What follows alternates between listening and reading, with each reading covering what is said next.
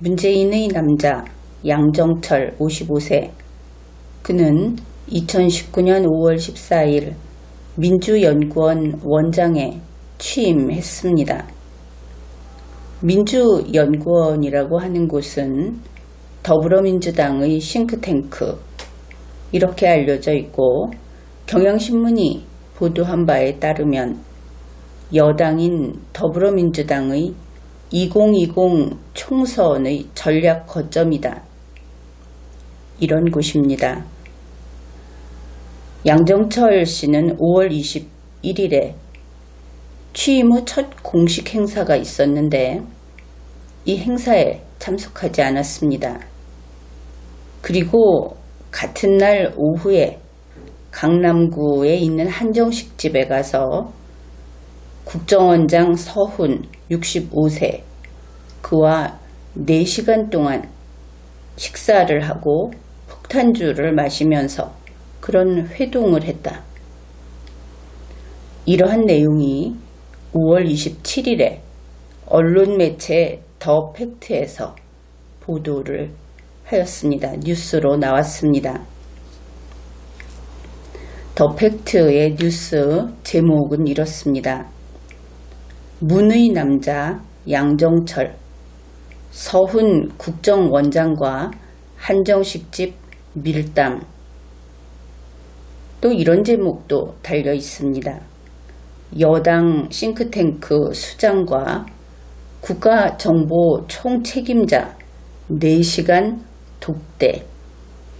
이 독대라는 말 때문에 언론에서 논란이 되고 있죠. 더 팩트의 기사 내용을 보면 다음과 같은 내용도 있습니다. 5월 27일에 이러한 뉴스 보도를 했고 영상을 올렸는데, 이 일이 있었던 것은 그러니까 국정원장하고 그 양정철 씨가 만난 것은 5월 21일 며칠의 틈이 있죠. 그런데 5월 26일 더 팩트에서, 이 언론 매체에서 양정철 씨에게 전화도 하고 문자 발송도 하고 여러 차례 했는데 서로 소통이 되지 않았다고 합니다. 결국 이것을 보면 5월 26일까지 양정철 씨 그리고 서훈 국정원장 이들 모두 자기들이 그렇게 그 회동을 했던 4시간 이상 되는 그 영상이 촬영됐었다 하는 것하고, 또 국정원장의 동선이 이런 식으로 발각됐다 하는 것을 모르고 있었던 것이다, 이렇게 판단할 수 있습니다. 더 팩트는 두 번째 문자 메시지를 보낼 때 이런 질문을 했다고 합니다. 양정철 씨가 서훈 국정원장과 회동을 할 때 누가 만나자고 했는가? 왜 만났는가? 만나서 어떤 이야기를 했는가? 이러한 것들을 질문을 했는데 결국은 답변도 받지 못하고 또 전화통화도 하지 못하고 그랬다고 합니다. 그랬는데 5월 27일 바로 다음 날 이상과 같은 내용이 뉴스로 보도가 되니까 양정철 씨 등이 해명에 나섰습니다. 그래서 이때 일들의 그 사실관계, 그것을 살펴보기로 하죠. 뉴스를 따라가게 되면 결국은 양정철 민주연구원장이 서훈 국정원장에게 먼저 문자를 보내고 서훈 국정원장과의 만남을 약속하고 강남구 논현동 한정식집으로 간 것으로 이렇게 되어 있습니다. 그리고 하루 늦게 5월 28일에 이 A씨의 존재가 드러나게 됩니다. 그 과정은 순서를 나중에 바로잡아야 하기 때문에 지금은 이 정도만 이야기를 하죠. 그래서 이 서훈 국정원장하고 A씨 그리고 양정철 민주연구원 원장이 만났다. 이것이 지금 뉴스로 이미 모든 언론사에서 이것을 내놓았습니다. 그리고 사실관계는 이 그림과 같다. 이제 당사자들의 해명을 하나씩 살펴보기로 하죠. 먼저 김영란법 관련 해명이 나오고 있습니다. 그림에서 보듯이 밥값이라든지 택시비라든지 하는 이런 것들이 그 내용인데, 김영란법이라고 하는 것은 부정청탁 및 금품 등 수수의 금지에 관한 법률, 줄여서 청탁금지법 이렇게 부르는 법률입니다. 여기에 대해서 먼저 밥값 부분을 살펴보기로 하죠. 양정철 씨가 밥값에 대해서, 이 밥값에 대해서 언론사에 더불어민주당의 출입 기자들에게 문자를 발송합니다. 입장문이라고 하는 것이 바로 이것입니다. 양정철 씨는 이렇게 밝혔습니다. 15만 원을 식당 사장에게 미리 줬다. 5월 27일 한겨레 보도입니다. 또 이렇게 이야기를 했다고 합니다. 제 식사비는 제가 냈다. 현금 15만 원을 식당 사장님께 미리 드렸다. 머니투데이 5월 27일. 바로 이 부분인 것이죠.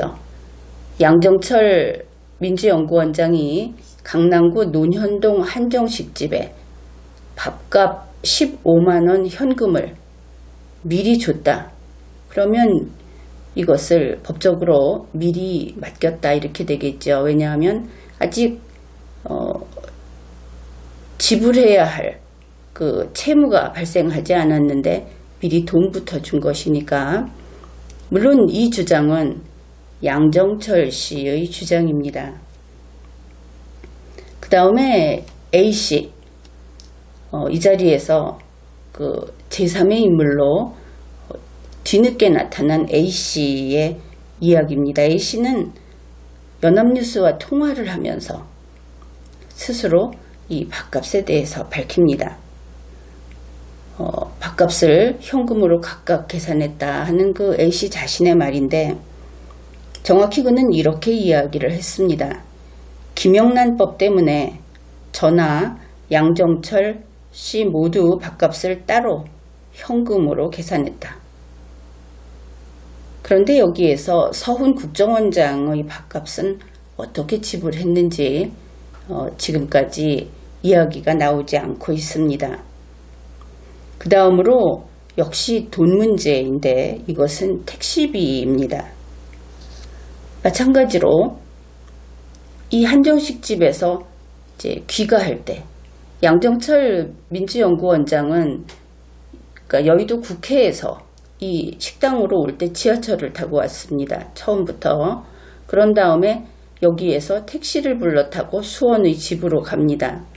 그런데 식당에서 택시를 불렀을 때 식당 주인이 나와서 택시 기사에게 5만 원을 준 것이 뉴스 보도가 되었습니다. 그래서 이것이 또 문제가 된 것이죠.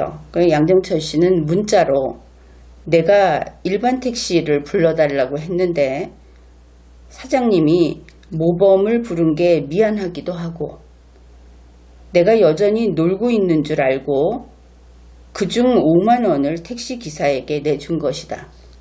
그중은 앞에 그 맡긴 15만 원을 이야기합니다. 여기에 그 이후 이것이 문제가 되면서 여러 언론사에서 나름대로 취재를 했는데 이런 이야기도 있습니다. 현직 청와대 관계자도 여기에 이 자리에 참석을 했는가. 그러니까 청와대 핵심 관계자가 제가 확인한 바로는 그런 일은 없다.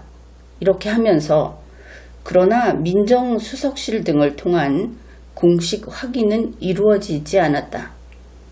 이런 면에서 현직 청와대 관계자도 이 자리에 있었을 수 있다. 이런 추측이 가능합니다. 이제 사건을 정리해 보기로 하죠. 현재 언론에서는 서훈 국정원장하고 양정철 민주연구원장이 한정식 집에서 밖에 나가서 그렇게 만났다. 4시간씩이나 밥 먹고 술 마시고 하면서 만났다. 이것을 문제 삼고 있죠. 여기에서 우리가 정확히 판단해야 하는 것이 양정철과 서훈이 만났다. 이렇게 말하면 잘못된 표현이다 하는 겁니다. 정확히 이야기하면 서훈이 양정철을 불렀다. 두 표현의 뜻은 전혀 다르죠. 어떻게 된 것이냐 하면 양 연구원장이 문자로 밝힌 내용에 이것이 다 들어 있습니다. 자기 자신이 서훈 국정원장에게 문자로 귀국 인사를 했다고 합니다.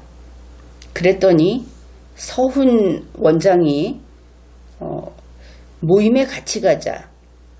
이렇게 해서 이번에 약속이 잡혔다. 이렇게 밝힙니다. 그러면은 서훈이 양정철을 초대했다. 이렇게 되는 것이죠. 이것은 물론 양정철 씨의 말입니다. 그래서 초대했는데 양 씨의 말이다. 이렇게 표시를 해 놓았습니다. 그러면 이 모임은 어떤 모임인가? 서로 모임에 대해서 구체적인 얘기를 하지 않았는데 왜냐하면 이 모임은 이미 정해져 있었습니다. 선약이 있었던 것이죠. 이 선약에 대해서 양정철 원장은 이렇게 이야기합니다. 원래 잡혀 있었고 그리고 자기 자신도 잘 아는 일행이 오는 모임이다. 이렇게 이야기를 합니다. 무엇이냐 하면 서훈 원장은 이 중견 언론인 A씨하고 선약이 있었던 겁니다. 강남구 논현동에 있는 한정식 집에서. 그래서 이 모임에 양정철 씨도 오라고 해서 초대를 받았다. 그러니 이것은 서훈이 양정철을 불렀다. 이렇게 되겠죠.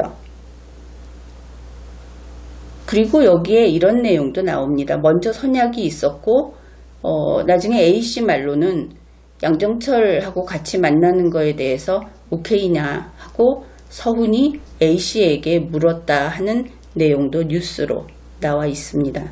그러니까 일단 서훈이 양정철을 불렀다. 이것 한 가지는 분명하죠. 다음으로 양정철은 지하철을 타고 와서 택시를 타고 돌아갑니다. 결국 대중교통을 이용했다. 그래서 일반적으로 이런 경우는 술 약속이 있을 때 이렇게 자가용을 자기 차를 안 가지고 가게 되죠. 따라서 일단 이것을 짐작해 볼 수 있을 겁니다. 서훈이 불러서 가는데 가면은 술 마실 것을 알고 있었구나. 이 정도 추측은 가능하겠습니다. 그런데 이것이 왜 의미가 있느냐? 이번 사건과 관련해서 양정철 씨가 계속 그 언론에 호소를 하는 것이 이런 내용이기 때문입니다. 서훈을 찾아가서 인사드리는 것은 정치행위가 아니다. 인간적인 예의이고 사람의 도리를 다한 것이다. 머니투데이에 나온 내용입니다. 2년 동안 한국을 떠나 있어서 양정철 씨가 2년 동안 한국을 떠나 있어서 한국 안에서 고생한 분들에 대한 미안함과 애틋함이 있다. 이렇게 찾아가 만나는 일은 도리로 하는 일이다. 역시 인간의 도리를 한 것이다. 이렇게 이야기를 했습니다. 이것은 한겨레 보도 내용입니다. 그러면 여기에서 서훈이 불러서 양정철이 갔는데 한정식집에 가서 이 한정식집은 그 코스 요리가 나오는데 한 가지로 정해져 있다고 합니다. 뉴스에 따르면. 그래서 1인분에 88,000원. 이 한정식집에 가서 식사하고 그 다음에 소폭, 폭탄주, 소주와 맥주를 섞은 폭탄주를 마셨다. 이것도 역시 뉴스 보도가 됐습니다. 이렇게 먹고 그리고 자기 먹을 밥값 15만원만 맡겼다가 돌아갈 때 택시비 5만원 받아가지고 택시 타고 집에 갔다. 그러면 가서 4시간 동안 폭탄주 마시고 한정식 식사하고 그리고 자기 밥값, 자기 혼자 밥값만 내고 택시비 받고 그리고 집에 가는 것이 이게 인간적 예의로 찾아뵙는 방식인가? 김영란법이고 뭐고 다 떠나서 우리 한국인의 정서로는 좀 받아들이기 어려운 이야기죠. 공직자라서 그런 처신을 한다. 이러면 모르겠는데 본인은 그것도 부인을 합니다. 공직자도 아니고 그런 면에서는. 그리고 또 남달리 인간적인 예의가 어떻고 사람의 도리가 어떻고 이런 이야기를 계속 강조를 하고 있는데 본인이 한 행태는 이렇다. 좀 납득하기 어렵죠. 그런 것이 있습니다. 그 다음에 이제 택시비 문제입니다. 양정철은 한정식 밥값 15만원을 맡겨놨다. 그랬는데 하는 이야기가 왜 택시비를 줬느냐 하니까 이 사장이 자기가 모범은 안 되고 일반 택시 부르라고 했다. 물론 일반 택시 부르라고 했는데 모범을 불렀다 이렇게 이야기를 합니다. 그런데 아무 택시나 불러라 이랬다면 얘기가 달라지겠죠. 보통은 그냥 택시 불러달라고 했을 겁니다. 그런데 양정철 씨는 굳이 나는 일반 택시를 불러달라고 했다. 좀 특이한 성격이다. 이렇게 보이죠. 한정식집 88,000원짜리 밥을 먹으면서 택시는 반드시 일반 택시여야 한다. 물론 그것이 안 된다는 이야기는 아닙니다. 그 다음에 그게 사장은 좀 요금이 비싼 택시를 불러줘서 미안했다. 이것이 하나 이유고 또 하나는 양정철이 여전히 놀고 있는 줄 알고 5만원을 줬다. 이렇게 해명을 했습니다. 그런데 이 부분은 인정하기가 좀 어렵습니다.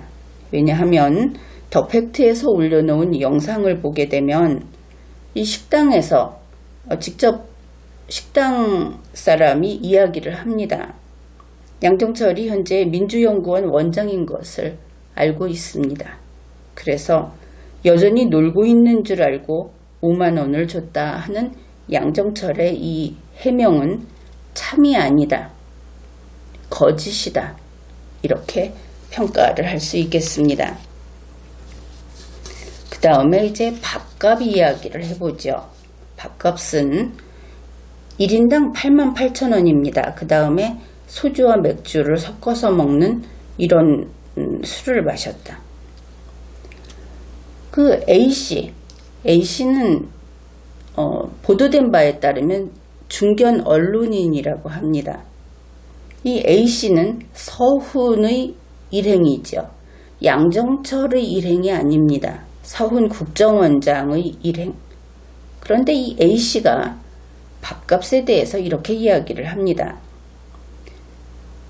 김영란법 때문에